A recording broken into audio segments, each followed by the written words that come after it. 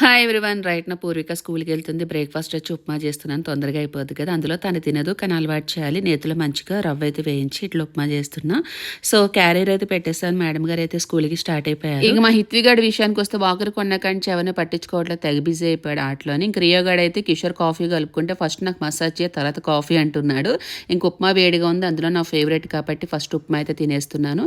అయితే చాలా మంది నన్ను అడుగుతారు, అక్క మీ హెయిర్ చాలా గ్రోత్ అయింది, ఏం చేశారు ఏంటి. ప్రీవియస్ వీడియోస్ చూస్తుంటే చాలాసార్లు చెప్పాను, నేను ఆల్ప్స్ గుడ్నెస్ది రోజ్మెరీ వాటర్ స్ప్రే యూస్ చేస్తున్నా ఫర్ థిక్ హెయిర్ కోసం అని చెప్పి. ఇది వచ్చి వాటర్ బేస్డ్, నాన్ స్టిక్, చాలా లైట్ వెయిట్ ఉంటుంది. ఫస్ట్ అయితే హెయిర్ ఫాల్ చాలా అయిపోయింది, కోమ్ చేసిన ప్రతిసారి ఇంత హెయిర్ ఊడిపోయేది. అప్పుడే నేను రోజ్మెరీ వాటర్ స్ప్రేది 30 days ఛాలెంజ్ అయితే తీసుకున్నాను. ఇది డైరెక్ట్ హెయిర్ కి స్ప్రే చేసి మంచిగా మసాజ్ చేయాలి 2-3 minutes. డైలీ కూడా యూస్ చేయొచ్చు, మళ్ళీ హెయిర్ వాష్ కూడా చేయాల్సిన అవసరం లేదు. ఇదేంటంటే హెయిర్ ఫాల్ ని కంట్రోల్ చేసి హెయిర్ రీగ్రోత్ అవడానికి హెల్ప్ అవుతుంది, మంచిగా బూస్ట్ చేస్తుంది, బ్లడ్ సర్క్యులేషన్ కూడా బాగా అవుతుంది రూట్స్ నుంచి. ఇది ఇండియాలోనే clinically tested rosemary water and just 12 weeks లోనే 3x హెయిర్ ఫాల్ ని రిడక్షన్ చేస్తుంది. లైట్ గా బేబీ హెయిర్ కూడా రావడం స్టార్ట్ అయింది.